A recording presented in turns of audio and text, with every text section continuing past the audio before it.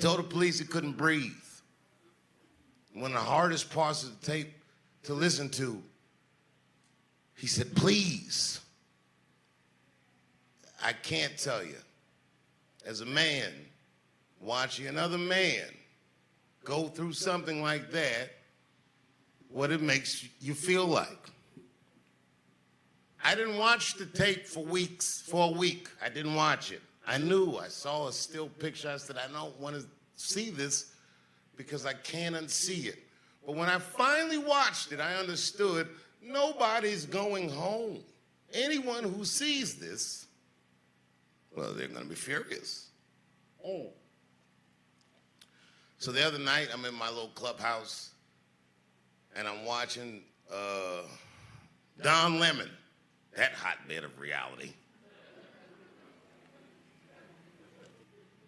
He says, where are all these celebrities? Why aren't you talking?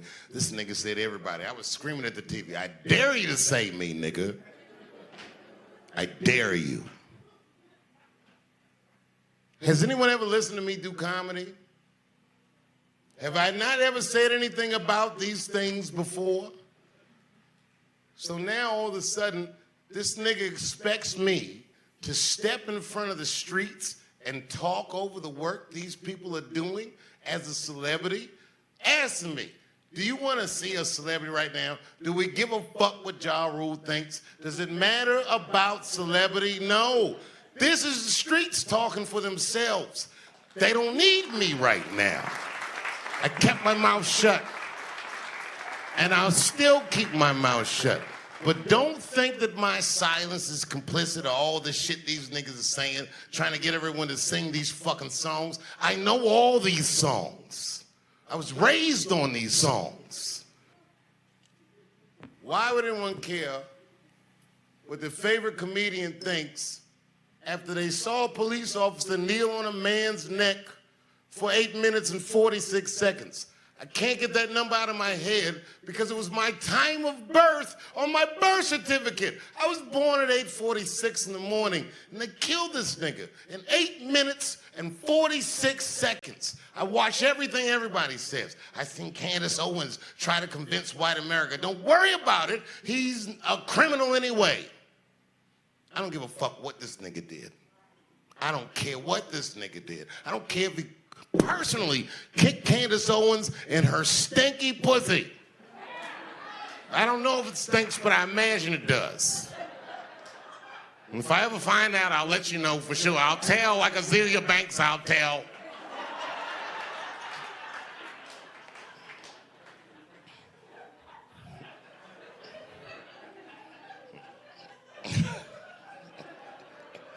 I'm the worst. But I know why. I figured out why they want to hear from me, and it's serious.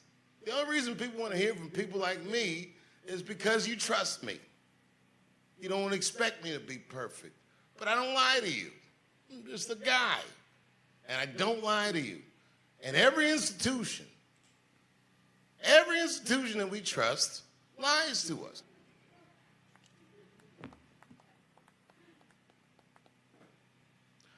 How come they never talk about Chris Dorner?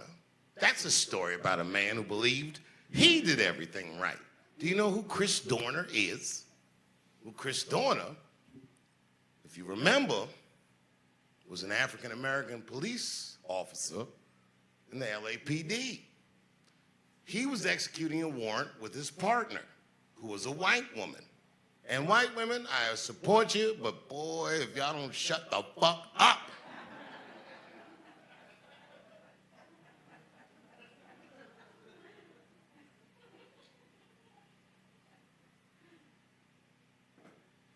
During the process of executing this warrant, this white woman did what Chris Dorner thought was excessive force. I don't know what she did. She kicked a motherfucker that was handcuffed or hit a guy that was handcuffed or something. But Chris Dorner, the black police officer who watched this white woman do this, reported this to his superior, made a formal complaint, and was subsequently fired from the LAPD. He went through the system. He took every legal avenue that he believed he had to get reinstated, and he was not reinstated. And when his last appeal was finished, this motherfucker, some wild shit, wrote a manifesto. You know where this is going. And in that manifesto, he called me a genius. Me, Dave Chappelle. Not just me, but me. He said, Kevin Hart fan too.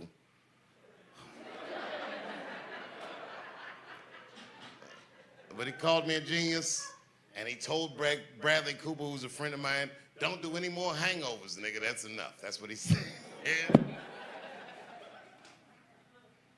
And he told his story.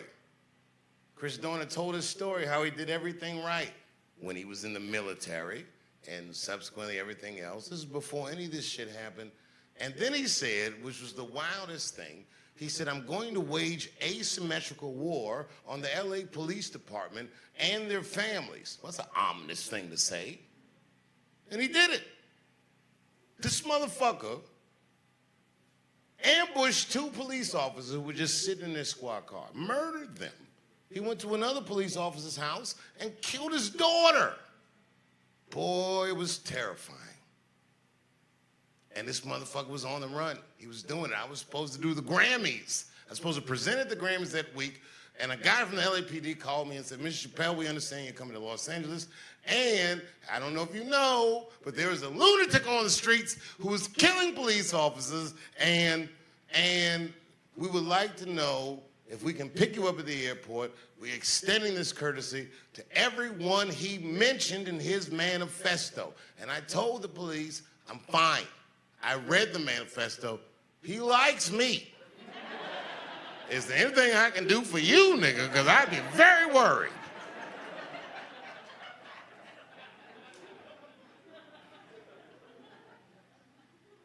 They found him. Big Bear. He was hiding in a cabin. When they figured out what this nigga was, no less than 400 police officers showed up and answered the call. And boy, let me tell you something. They Swiss cheese this nigga. He is as dead could be. He is done. And you know why 400 cops showed up? Because one of their own was murdered. So how the fuck can't they understand what's going on in these streets? We saw ourselves like you see yourself. It wasn't the only one. LeBron James once said something about racism, and Laura Ingraham, which I will say publicly anywhere, anytime, is a cunt. Tell him I said it. Told one of Ohio's greatest residents ever, shut up and dribble. Tell you something about LeBron.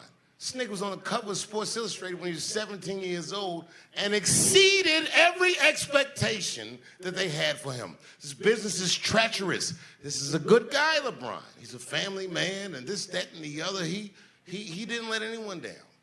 He didn't let anyone down. Came back to Ohio, won us a championship, and then was like, I'm gonna move to LA. And everyone in Ohio was like, nigga, we understand. It's a good man, LeBron James. This bitch told my friend to shut up and dribble. My friend is the best at something, and this bitch is not the best at anything. She's a regular-ass white bitch with a platform. And I use the word bitch all the time because this is black.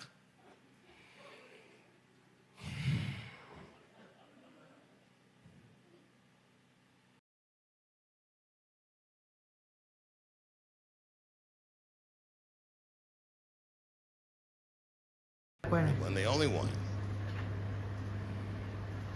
LeBron James once said something about racism, and Laura Ingraham, which I will say publicly anywhere, anytime, is a cunt.